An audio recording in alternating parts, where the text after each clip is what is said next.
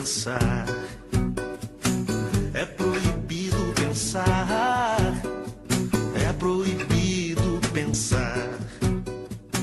É proibido pensar. E no Evangelho segundo São João, capítulo 1, verso 29, ele diz: Eis o Cordeiro de Deus que tira o pecado do mundo. Eis o Cordeiro de Deus que tira o pecado do mundo. Todos sabemos que é muito perigoso interpretar a Bíblia Sagrada literalmente. Fôssemos interpretar a Bíblia Sagrada literalmente, por exemplo, teríamos grande dificuldade com a palavra de Jesus, quando ele nos diz no seu Sermão do Monte: se o teu olho te faz pecar, arranca o teu olho. Se a tua mão te faz pecar, corta a tua mão. Nós estaríamos em sérias dificuldades se fôssemos interpretar literalmente a palavra de Deus. A palavra de Deus, ela necessariamente tem um conteúdo simbólico que aponta para realidades espirituais muito profundas. E justamente por crer que a palavra de Deus aponta, ou tentando discernir esse conteúdo espiritual profundo e todas as implicações abrangentes desta realidade, eu ouso hoje à noite interpretar literalmente esse texto que nós acabamos de ler.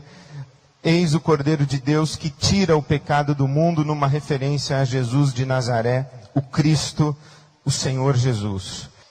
Quando a Bíblia Sagrada vem dizendo que o Cordeiro de Deus, que é Jesus, o Cristo, ele tira o pecado do mundo, o pecado não está mais presente na relação entre Deus e os homens, o pecado foi tirado. Então imagine isso literalmente, o pecado foi tirado. Há algo entre nós e Deus, é o pecado. Mas Jesus vem e pega esse pecado e joga fora. Não há mais. Agora, quando Deus nos olha, não há mais pecado. É diferente de o sangue de Jesus Cristo cobre o pecado do ser humano e Deus nos vê pelo sangue e não vê o pecado que está coberto pelo sangue. Não, não existe pecado. Ele tirou, jogou fora. Quando Deus olha para Jesus, Ele não vê pecado nenhum. E quando nós estamos em Cristo, Deus olha para nós, não há pecado. Na verdade, não apenas nós, mas toda a humanidade. Assim, quando Deus olha para a humanidade em Adão, essa humanidade em Adão tem um pecado.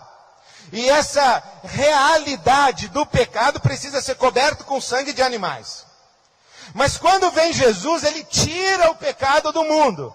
E agora, quando Deus olha para a humanidade, não tem mais pecado. Não tem mais. E isso é o escândalo do Evangelho. Que não há mais pecado. Ele jogou fora, Jesus tirou o pecado do mundo.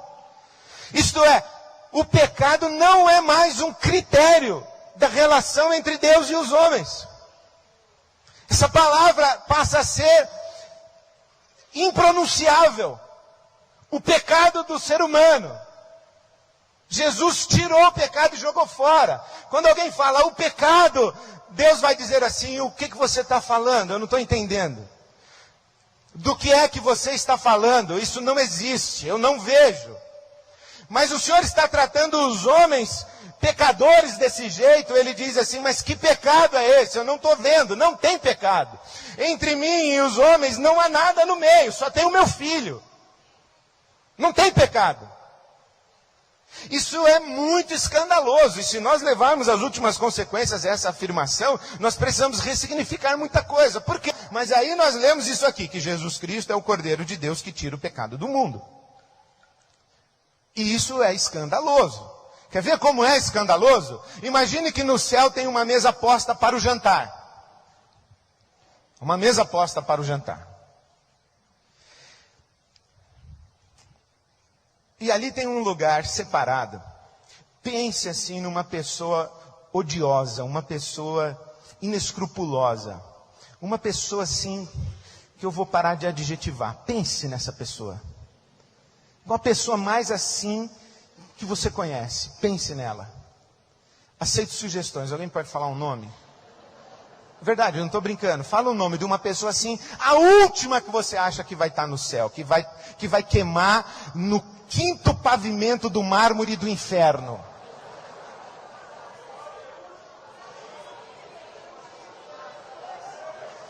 Calma, pessoal, nossa.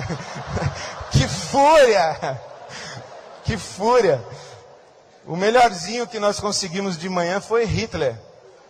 Foi Adolf Hitler. Vamos eleger o Hitler? Quem vota favorável, diga sim, sim. Hitler. Hitler é inimigo universal. Tem problema. Hitler.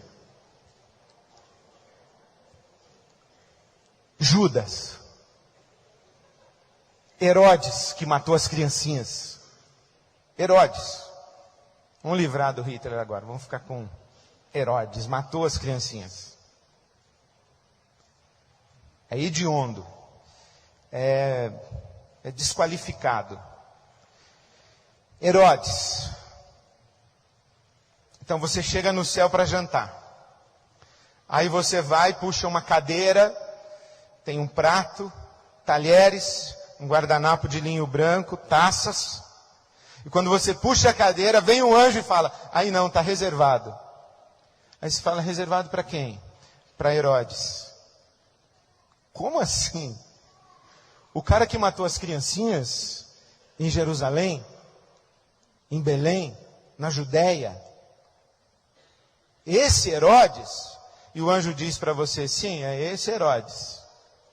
Aí você vai, então, dar um passo ao lado, você não quer ficar muito perto de Herodes, você vai. Quando você puxa essa cadeira, o anjo, aí também não, está reservado, para quem? Hitler. Ah, você está de brincadeira comigo. O Hitler vem, o anjo diz para você, se ele vem ou não vem, eu não sei, mas está convidado. Mas ele se converteu? Aí você fala, não é o Hitler convertido. É o Hitler. Mas ele foi batizado numa igreja batista ou presbiteriana?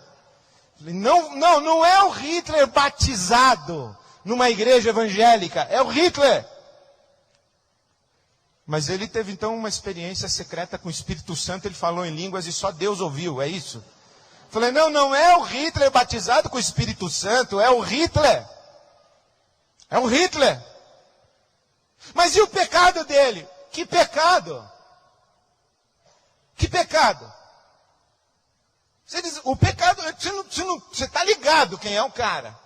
Você está informado quem é o Hitler. O Facínora. Mas que pecado? Eu não estou vendo. Não, mas entre Hitler e o céu tem o pecado dele aqui no meio.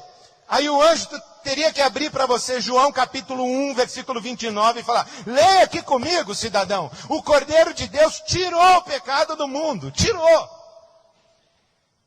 Hitler tem um lugar à mesa. Herodes tem um lugar à mesa. O prato dele está lá. Os talheres dele estão lá. O guardanapo de linho branco está lá. As taças estão lá. Por quê? Porque o pecado não é um critério segundo o qual Deus nos trata. Esse é o escândalo do Evangelho. Pecado é o critério segundo o qual nós nos tratamos uns aos outros. E pecado é o critério segundo o qual nós nos relacionamos com Deus. Mas não é o critério segundo o qual Deus se relaciona conosco. O critério segundo o qual Deus se relaciona conosco é o sangue de Jesus Cristo, seu Filho, na cruz do Calvário. Um sangue que uma vez derramado, tirou o pecado do mundo.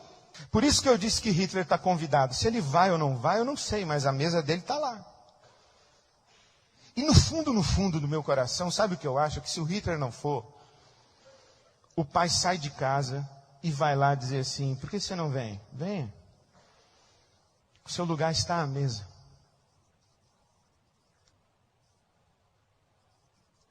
Porque esse é o coração de Deus. E sabe qual é a sensação que eu tenho? Que o pecado que a gente comete hoje, porque a gente faz, né? Eu estou dizendo que o pecado não é critério de relação entre Deus e nós, mas que a gente faz umas coisinhas, faz pouca, mas faz, assim, uma vez por semana, mas faz. E essa pouca coisa que a gente faz é como ter uma faca na mão e enfiar em Jesus. E a gente puxa. E na hora que entra, ele acusa o golpe. Mas na hora que a gente tira, eu gosto de crer assim, que cicatriza imediatamente. E aí eu olho para Jesus e eu falo assim, Jesus, eu tenho um pecado aí entre nós dois. Aí Jesus olha para a barriga dele e fala, não, estou de boa, estou bem. Aí eu falo assim, mas tem sangue no cabo da minha faca. Eu falo, aí já é um problema seu. Não é meu. Porque eu estou inteiro. O amor que eu tenho por você continua inteiro. O prazer que eu tenho na sua companhia continua exatamente o mesmo. E tudo que eu quero fazer é trazer você para sentar ao meu lado na mesa do meu pai para a gente tomar essa janta junto agora. A nossa felicidade está no fato de que Deus é esse Deus que não apenas não tira o nosso prato da mesa, mas Ele é um Deus que vai nos buscar do lado de fora de casa, né? Porque eu imagino que quando alguns de nós chegarmos e encontrarmos o Hitler sentado à mesa, enxugando as lágrimas, aí nós vamos dizer, não, nessa mesa eu não sento. Aí o pai vai ter que levantar e diz assim, meu filho, venha sentar-se. Porque esse teu irmão estava morto e reviveu. Estava perdido e foi achado, e é justo nós celebrarmos. Venha sentar-se à mesa. Proibido pensar.